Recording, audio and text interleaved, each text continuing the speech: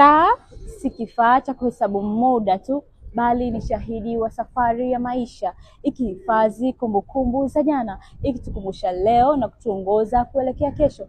Kupitia muktadha huu, vijana wanaichukuliaje saa licha ya kuwa smartphone zimeenea sana hapa duniani? Kusema kweli, kwanza naweza kusema baina ya simu na saa naweza kusema kwamba ndo kitu cha mwanzo kilichokuja zaidi ya mitandao hizi. Sasa hivi tunapokwenda na wakati, tunapotumia smartphone. Kwa maana hiyo sasa, hata kama mtu utajikuta una simu, una smartphone, kutokana na asili ilivyoanzia ya saa, kwa hiyo saa haiwezi kusahaulika.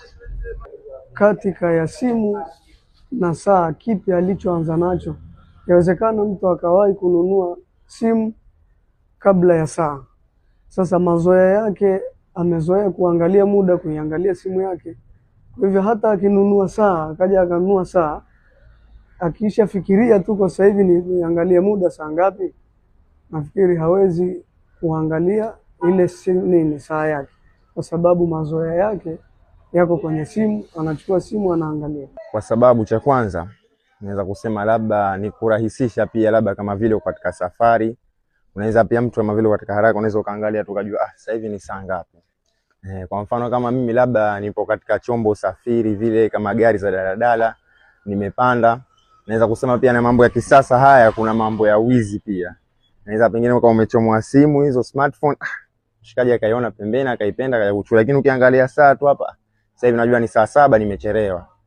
Na pia naweza kusema pia ni mambo pia kidigitali, kutokana na maendeleo ile yanavyoenda, mambo wanabadilika, sio kila siku mtu utamuuliza saa kutumia simu.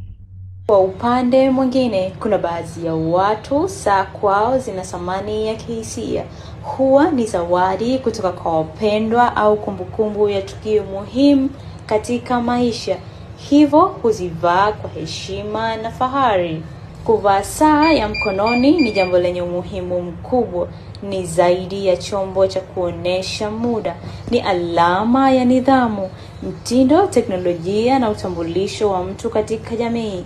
Ndiyo maana licha ya maendeleo ya simu, saa bado zinaendelea kuvaliwa na kuthaminiwa.